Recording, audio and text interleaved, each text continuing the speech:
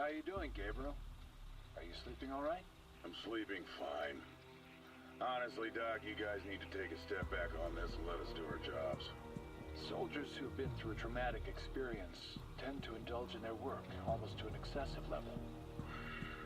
You ever seen combat, Doc? I've seen what it does to people. Well, that's the problem. You've never had the choice of life and death in your hands. A little squeeze of the trigger and you've taken a life from this earth. In an instant, a living, breathing person is nothing more than a grease spot. Now why don't you imagine that happened to a friend? A brother, a father. Someone who saved your life multiple times and a little piece of brass just takes them away. Forever. Lights out. So why don't you just write down whatever you think they should do with me, Doc? Tell them I have PTSD or whatever the hell you want. But when that happens to a man on my team, it doesn't make me reconsider why I do what I do. Fact is, it makes me want to find the bastard that did it and show him why he messed with the wrong men. We do bad things to bad people, Doc. The sooner you understand that, the sooner we can get back to work.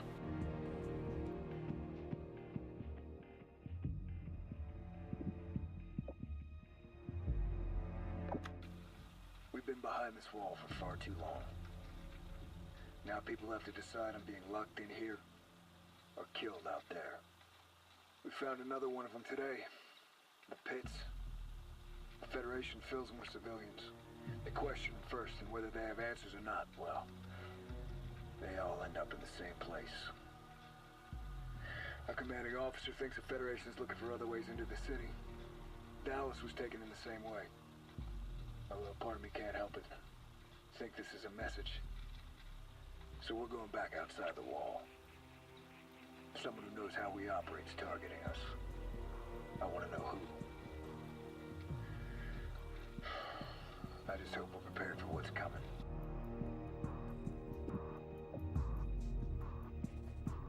I have been to No Man's Land more times than I can remember now, and it still gives me nightmares. I am convinced we will find what we need, though. The effort will not be in vain. However, the captain has been acting more aggressive lately. He nearly killed a young soldier for reporting in too late. Granted, the soldier required punishment, but the captain saw fit to prevent him from seeing ever again. This place makes him act differently. He gets paranoid. Like someone is watching him. Best to stay on his good side, then.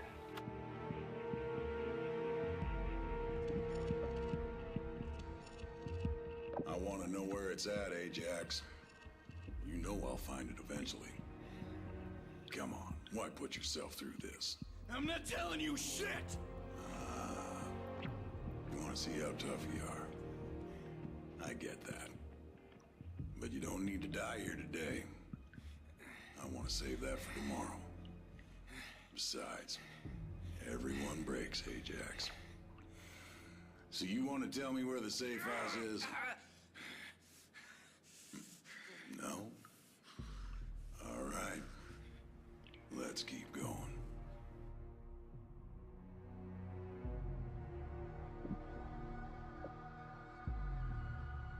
The wall will break today. Yes, sir. We're well ahead of schedule. Our dig sites proved to be useful. That's what Victor tells me. He's got everything he needs now. Victor Ramos, yes, sir. I'm on my way to the shop to meet with him. He says full-scale production by the end of the month. Yes, sir. I understand. I'll take care of it.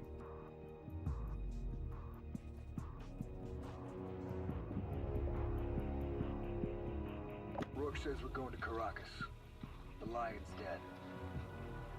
The Federation leader, Diego Almagro, ordered the execution of UN peacekeepers, 20 of them. After ripping them to pieces, he dumped their bodies in the ocean and sent them drifting back to us. We got the message. They called up the team.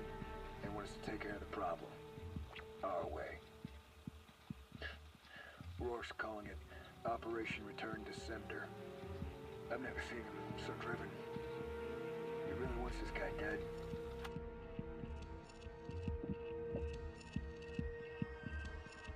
I know they're out there. looking for me. Let's hope they do a better job this time. Victor is confident his prototype will work, and I agree. Things are moving fast now. It's odd when the moment finally arrives. I still get that queasy feeling in the pit of my stomach, even after all these years. They'll go after him first. They'll break him to get to me. But now that his work is complete, well, he's become expendable. So let him come. Let them find him. And find me waiting to bury them in the same grave they dug for their leader.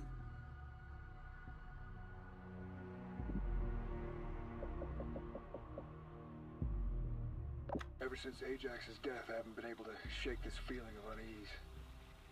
Rourke's alive. And he's hunting us. We managed to track him down to Mexico, but I can't help but feel something's wrong. JSOC has to have him. So they're sending in the team once again. Elias's boys, Hesh, and Logan. When I think of how they're paying for the sins we committed, how Elias is putting them in the sights of a madman, and how they might be our only hope to stop him.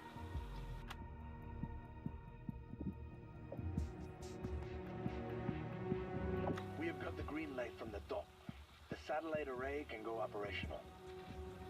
It is an impressive display of power and technology. I cannot help but feel inspired when I go there. How can men build such things? Invisible data-controlling machines. Machines that can destroy with such blunt force. The rockets themselves have been upgraded as well. They can reach their destination 150% faster than before. Not super exciting, but at those speeds, the operation can be completed in a matter of days. So far, I am pleased with our results. I think my superiors will be as well. They're sending me to Caracas for Federation Day. There is much to celebrate. What happened? I don't know, sir. They came in through the security checkpoint, and we Spit it out, soldier. we couldn't find them. 1 second they were here, and then they just disappeared. I'm sorry, sir. I don't know what happened. Everything got so chaotic. You know our laws, son. You fail to protect your brothers. You join them in death. No, please. No, please. Please don't do this. Take him to the river. No!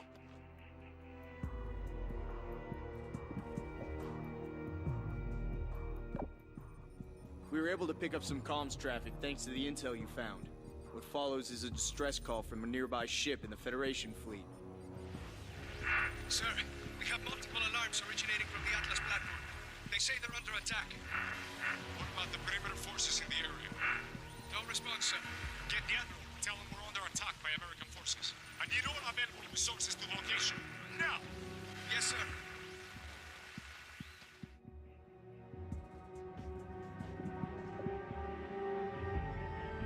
December 10th, 2018. The test of the new Aegis-class prototype was successful. The real breakthrough was the addition of the sonic pulse to the bow of the ship. The impact of the pulse is strong enough to crush organs or shatter bone. We were fortunate enough to have test subjects donate their pain to science. With this ship, we can keep our eyes focused above the water, although my employer Rourke thinks I am underestimating our enemy. I told him we ran dozens of tests without a single soul avoiding the sonar pulse. Still, he seems to believe there are flaws, and certain men can exploit those flaws. Well, back to the drawing board.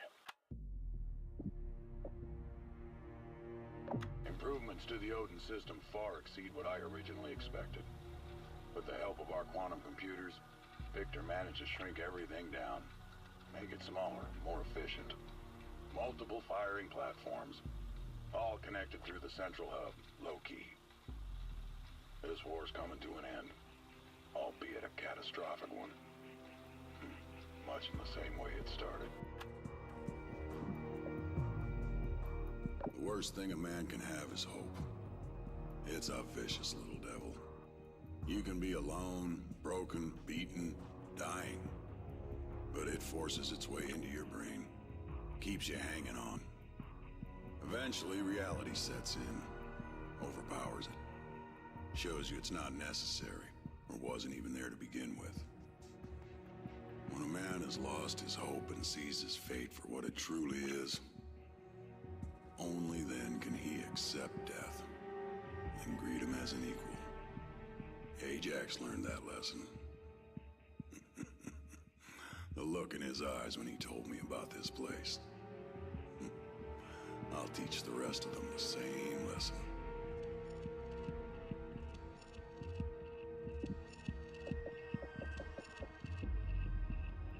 David Hesh Walker, Lieutenant, United States Army. Still hard to imagine the world without Dad. Nothing makes sense without him here. I keep replaying that day over and over in my head. If I just would have been stronger, a little faster, he'd still be here with me. And the only thing keeping the guilt away is the thought of finding work and making him pay. We're launching an operation to take him down, to hit the Federation hard. Wherever he is, Logan and I will find him, and we'll send him back to whatever part of hell he crawled out of.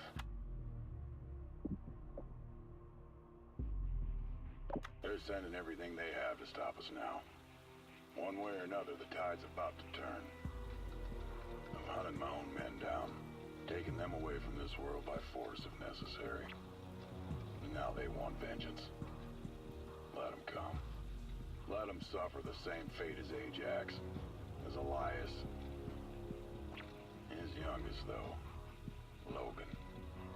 He's different than the others. Boss wants him alive. 100 soldiers for one more ghost, he says.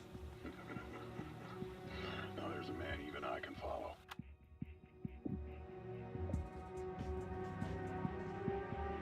The satellite array allows us to control it from the ground, giving us a safer approach than what was originally planned. All firing platforms can be utilized at the same time, or individually, should the occasion present itself. We have carved out a section of Earth under the array for a command center. We can even launch platforms from the same area. We have sent up so many of these things that I have started to lose track. From reports gathering from the crew, everything is running smoothly. I would expect nothing less.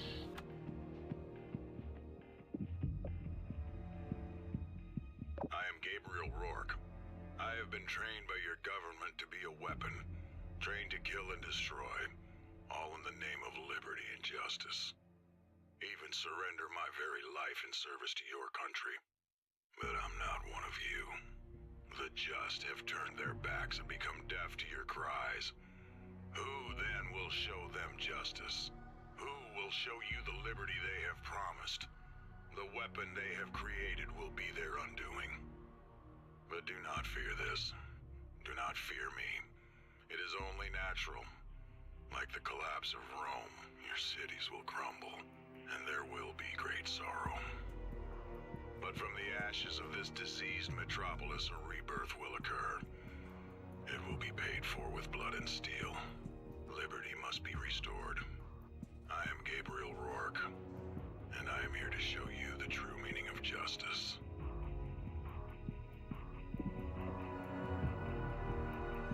My name is Elias T. Walker. I'm a captain in the United States Army. Retired. Supply and requisition. Yeah, my kids always tell me I count cans of food all day. It's a bit more than that, I can promise you. Can you tell us more about your kids? Sure. There's David, my oldest. He's 28. Likes to go by the name Hesh. He joined up the day he turned 18. He's one of the best soldiers we have in the field today. Then again, maybe I'm biased. My youngest, that's Logan. He reminds me a lot of his mom. Logan always follows David. I mean, always. There was this one time, 3 of us were walking along the beach down in Point Loma down south. I was leading, David was behind me, and Logan behind him. But when I turned around, there were only 2 sets of footprints. Yeah, Logan had been walking exactly, I mean exactly, in his brother's footsteps. Like I said, he always follows his brother.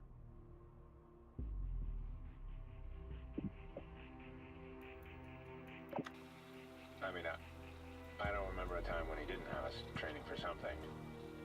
And we'd hunt in the woods for days on end, finding our own shelter, our own water, our own weapons.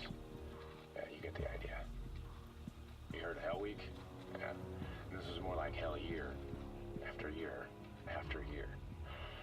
But I don't mean to make it sound so bad. I mean, this is what we wanted.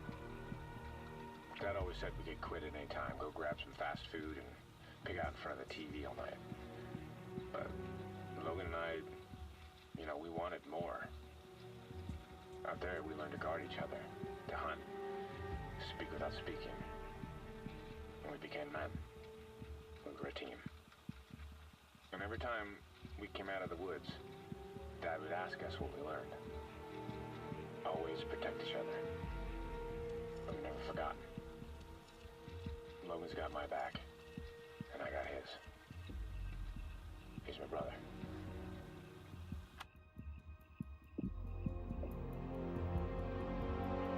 I'm sorry, what was the question? Why do you fight for America? Right.